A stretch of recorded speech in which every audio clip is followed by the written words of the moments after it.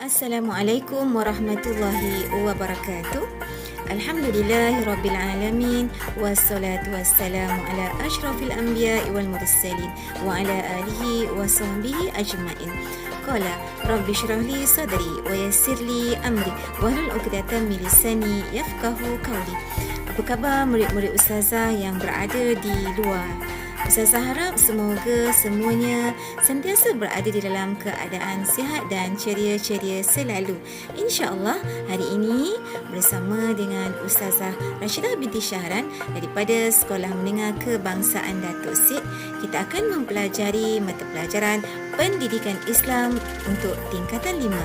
Jadi, Ustazah harap murid-murid yang berada di rumah akan sentiasa bersedia dan terus kekal bersama dengan Ustazah pada hari ini.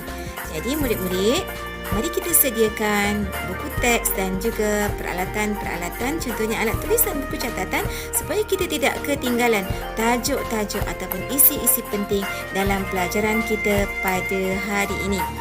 Jadi, kalau dah sedia, jom kita mulakan pelajaran kita pada hari ini.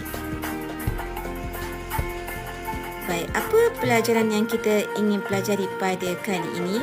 Okey, tajuk pelajaran yang kita nak belajar pada hari ini ialah tajuknya berkenaan dengan hadis. Jadi Ustazah harap murid-murid bolehlah membuka buku teks, iaitu bagi murid-murid tingkatan 5, buku teks pada muka surat 63, pelajaran yang ke-8, iaitu tajuknya ialah 7 golongan yang mendapat naungan Allah Subhanahu wa Ta'ala. Jom, kalau kita dah sedia, jom kita mulakan pelajaran pada pagi ini. Baiklah murid-murid yang dikasihi lagi dirahmati Allah Subhanahu wa Ta'ala. Okey, apa yang kita nak belajar dalam tajuk pelajaran kita pada hari ini? Iaitu yang pertama, kita lihat dahulu standard pembelajaran. Iaitu yang pertama ialah, insya-Allah murid-murid akan dapat membaca hadis dengan betul. Yang kedua, menyatakan terjemahan hadis. Yang ketiga, menerangkan 7 golongan yang mendapat naungan Allah Subhanahu wa Ta'ala, dan yang keempat, merumuskan pengajaran hadis. Baik, kita lihat iaitu yang pertama sekali dalam tajuk pelajaran pada hari ini, membaca hadis dengan betul. Jadi Ustazah akan membacakan hadis dan Ustazah harap murid-murid dapat mengikut atau bersama-sama dengan Ustazah pada hari ini ya. Jadi Ustazah akan bacakan dahulu, murid-murid ikut bersama-sama dengan Ustazah. Bismillahirrahmanirrahim. An Abi Hurairah radhiyallahu anhu anin Nabi sallallahu alaihi wasallam qala: Sab'atu yazlimuhumullahu fi zillihi yawma la zilla illa zilluh. Al-imamul adil wa syabun nasha'a fi ibadati rabbih wa rajulun qalbuhu mu'allakun fil masajid wa rajulani tahabba fillahi ijtama'a alaihi wa tafarraqa alaihi wa rajulun talabathu imra'atun zatu mansibi wa jamalin faqal inni akhafullah wa rajulun tasaddaqa akhfa hatta la ta'lama shimaluhu ma tunfiku yaminuh wa rajulun zakarallaha khaliyan fafadat aynah. Muttafaqun alaih. Alhamdulillah murid-murid, kita telah pun membaca hadis tersebut dengan baik dan Ustazah harap murid-murid juga di rumah dapat membaca hadis ini dengan baik kerana ianya akan ditanya di dalam soalan UTQH, ujian tilawah, hafazan dan juga Al-Quran. Jadi Ustazah harap murid-murid bolehlah mendengar bacaan Ustazah tadi untuk mendapat bacaan yang baik ya. Okey, kita lihat yang seterusnya. Yang seterusnya apa dia? Baca hadis dengan betul dan faham maksudnya. Okey, jadi kita akan lihat petikan-petikan hadis tersebut dari ayat yang pertama. Kita akan lihat daripada ayat yang pertama ataupun petikan hadis kita yang pertama.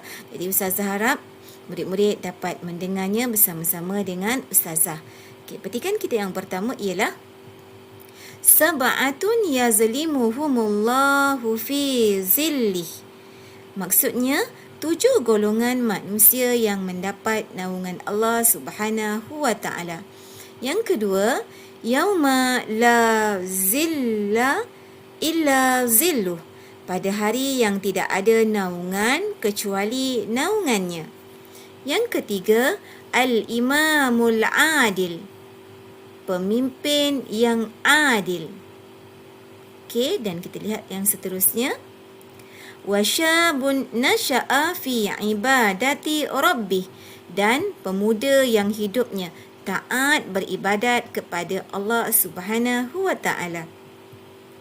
Warajulun qalbuhu mu'allakun fil masajid.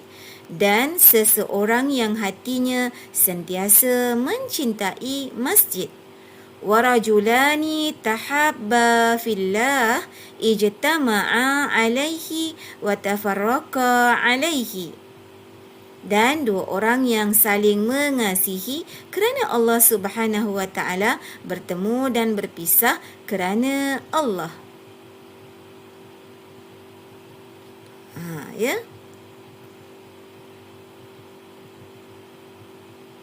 Baik, dan yang seterusnya kita lihat warajulun talabathum ra'atun zatu mansibin wa jamal. Dan seseorang lelaki yang diajak berzina oleh seseorang perempuan kerana perempuan yang kaya dan cantik. Yang seterusnya faqala inni akhafullah. Lalu dia menolak sambil berkata, aku takut kepada Allah Subhanahu wa taala. Wa rajulun tasaddaqa akhfa. Dan seseorang yang bersedekah secara bersembunyi. Hatta la ta'lama shimaluhu ma tunfiku yaminuh. Sehingga tangan kiri tidak mengetahui sedekah yang diberikan oleh tangan kanannya. Warajulun zakarallaha khalian fafadat ainah. Dan seseorang yang secara bersendirian mengingati Allah Subhanahu wa taala sehingga menitiskan air mata. Begitulah murid-murid maksud bacaan hadis tersebut, ya, satu persatu mengikut kepada petikan hadisnya. Baiklah murid-murid yang dikasihi lagi dirahmati Allah Subhanahu wa taala. Kita lihat yang seterusnya. Baik, apa tu? 7 golongan yang mendapat naungan Allah Subhanahu wa taala. Siapakah 7 golongan yang mendapat naungan Allah Subhanahu wa taala di hari akhirat kelak? Okey, kita tengok yang pertama. Ini yang pertama, berpandukan kepada hadis yang Ustazah bacakan tadi. Antara 7 golongan yang mendapat naungan daripada Allah Subhanahu wa taala, iaitu yang pertama ialah pemimpin yang adil. Siapa pemimpin yang adil ni? Pemimpin yang adil ini ialah pemimpin yang menjalankan tanggungjawabnya berpandukan Al-Quran dan hadis.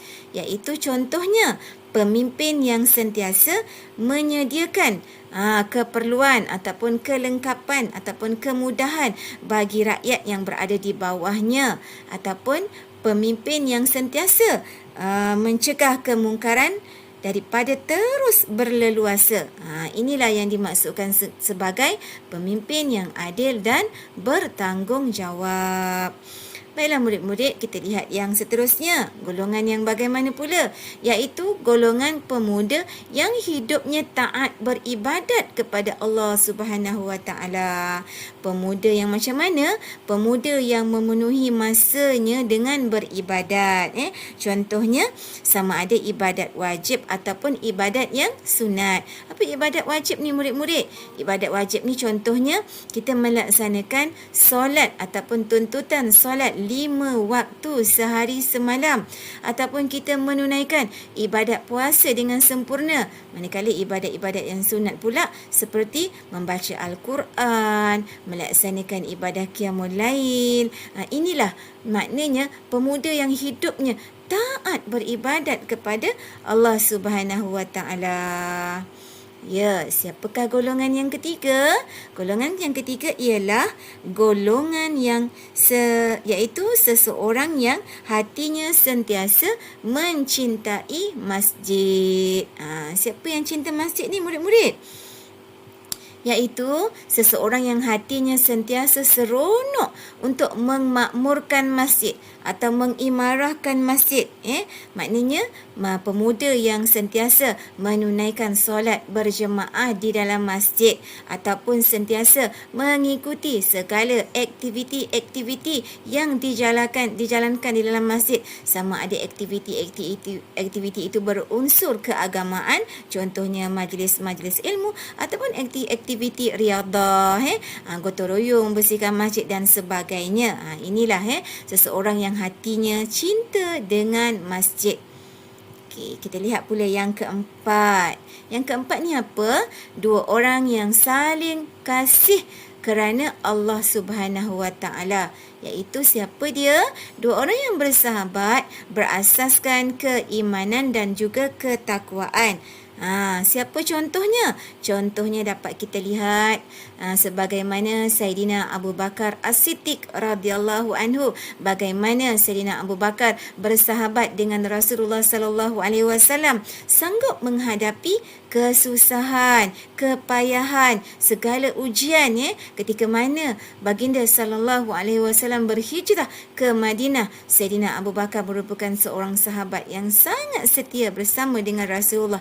Begitu juga kita mengambil contoh persaudaraan kaum Muhajirin dan juga Ansar. Bagaimana kaum Muhajirin dan Ansar begitu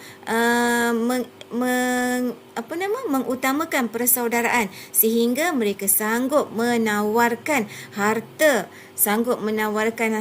tempat tinggal kepada golongan Muhajirin. Kita lihat. Jadi inilah yang disebut sebagai bersahabat kerana iman dan juga takwa. Kita tengok yang kelima. Golongan siapa yang kelima ni? Iaitu seseorang yang membenci maksiat. Sebab apa benci maksiat? Sebab takut kepada Allah Subhanahu wa taala. Iaitu seseorang yang membenci perbuatan munkar, sama ada dari segi lisan, perbuatan dan juga hati. Contohnya macam mana? Contohnya seseorang yang menjauhi perbuatan munkar yang ada? Perbuatan mencuri, seseorang yang menghindari diri daripada melakukan perbuatan-perbuatan yang disebut sebagai pergaulan bebas. Inilah yang dimaksudkan sebagai seorang yang benci kepada maksiat dan takut kepada Allah Subhanahu wa taala. Baiklah murid-murid yang dikasihi, kita sudah pun tiba yang keenam. Yang keenam ni siapa dia? Seseorang yang menyembunyikan sedekah. Apa tu sedekah murid-murid? Sedekah ialah memberikan sesuatu yang berharga, memberikan sesuatu dengan tujuan untuk mendekatkan diri kepada Allah Subhanahu wa taala tanpa mengharap pujian. Maknanya kita bagi sesuatu tanpa mengharapkan pujian daripada manusia. Maknanya beri sesuatu itu dengan perasaan ikhlas. Contohnya kalau kita nak bagi duit, kita boleh bank in sekarang ni secara online banking, ataupun kita boleh mewakafkan tanah untuk membuat pembinaan masjid, atau apa sahaja yang kita lakukan tanpa diketahui oleh orang lain. Ini yang dimaksudkan dengan menyembunyikan sedekah. Baiklah, kita tengok yang ketujuh. Golongan yang ketujuh yang akan mendapat naungan Allah Subhanahu wa taala di hari akhirat kelak. Siapa dia? Iaitu seseorang yang mengingati Allah secara bersendirian sehingga menitiskan air mata. Ini siapa dia murid-murid? Iaitu seseorang yang ingat Allah melalui hati ataupun lisan secara ikhlas. Maknanya mereka ini ialah orang yang sentiasa beristighfar. Beristighfar, ingat Allah. Apa contoh istighfar yang kita nak baca? Banyak sangat. Kita mungkin boleh baca La ilaha illa anta subhanaka inni kuntu minaz zalimin. Atau banyak lagi lafaz-lafaz zikir yang kita boleh baca supaya kita boleh dekatkan diri dengan Allah sehingga mampu untuk menitiskan air mata. Sebab apa kita boleh menitiskan air mata tu, murid-murid? Sebab ingat kepada dosa-dosa yang telah kita lakukan. Alhamdulillah, kita telah pun tiba ke bahagian yang seterusnya, iaitu pengajaran ayat. Apa pengajaran ayat ni, murid-murid? Pengajaran ayat yang kita dapat daripada hadis yang kita bacakan tadi, iaitu yang pertama, kita hendaklah berlaku adil dalam setiap tindakan kerana sikap tersebut merupakan suruhan Allah Subhanahu Wa Taala. Pengajaran ayat yang kedua, kita hendaklah memanfaatkan usia muda dengan mendekatkan diri kepada Allah Subhanahu Wa Taala. Okey, jadi murid-murid, di akhir pembelajaran pada hari ini, Ustazah akan berikan latihan penilaian, iaitu Ustazah ingin berikan soalan kebat di sini. Jika murid-murid boleh lihat di dalam buku teks pada muka surat 72 telah tersedia soalan tersebut. Jadi murid-murid bolehlah lihat di paparan Ustazah tersebut. Apa soalannya? Iaitu soalannya berbunyi, amalan bersedekah secara terang-terangan diharuskan oleh syarak dengan syarat-syarat tertentu. Kemukakan pandangan anda tentang amalan tersebut. Jadi bagaimana murid-murid nak jawab? Okey, Ustazah berikan jawapan supaya murid-murid boleh menulis semula jawapan tersebut di rumah, ya. Okey, kita tengok jawapannya. Okey, Ustazah ada tuliskan atau warnakan merah di situ. Sebagai makluman kepada murid, untuk menjawab soalan kebat, kita perlu ada 4 perkara utama. Iaitu yang pertama, perlu ada isi. Yang kedua, perlu ada huraian. Yang ketiga, perlu ada huraian lengkap. Dan yang keempat, perlu ada kesimpulan. Okey, jadi Ustazah berikan warna merah tu. Contoh jawapannya ialah, pada pandangan saya, amalan tersebut dilakukan supaya dapat memberikan motivasi kepada orang lain. Ini adalah isinya. Hal ini kerana kebaikan yang diikuti oleh orang lain akan mendapat pahala. Ini ialah huraian. Bila Ustazah warnakan pada perkataan hal ini kerana, itu adalah huraian. Baik, kemudian Ustazah warnakan pula pada kesannya, iaitu huraian lengkap, akan lebih ramai orang yang berusaha untuk bersedekah dengan apa cara sekalipun. Dan terakhir sekali, kesimpulannya, umat Islam digalakkan menunjukkan contoh teladan yang baik supaya hidup diberkati Allah Subhanahu Wa Taala. Jadi inilah contoh jawapan kebat pada soalan tersebut. Jadi Ustazah harap murid-murid dapat memahami dan mengikuti bagaimana cara dan kaedah untuk menjawab soalan kebat ini dengan baik di rumah. Baiklah murid-murid yang dikasihi, Alhamdulillah, kita telah pun berada di penghujung pembelajaran kita pada hari ini, dan Ustazah sentiasa mendoakan murid-murid yang berada di rumah agar sentiasa diberikan kesihatan oleh Allah Subhanahu Wa Taala dan akan dapat meneruskan sesi pengajaran dan pembelajaran walau di mana sahaja murid-murid berada. Jadi Ustazah harap murid-murid dapatlah mengambil manfaat daripada pelajaran Ustazah pada hari ini. InsyaAllah, semoga segala yang baik datang daripada Allah Subhanahu Wa Taala dan kita bertemu lagi pada masa-masa yang akan datang. Assalamualaikum warahmatullahi wabarakatuh.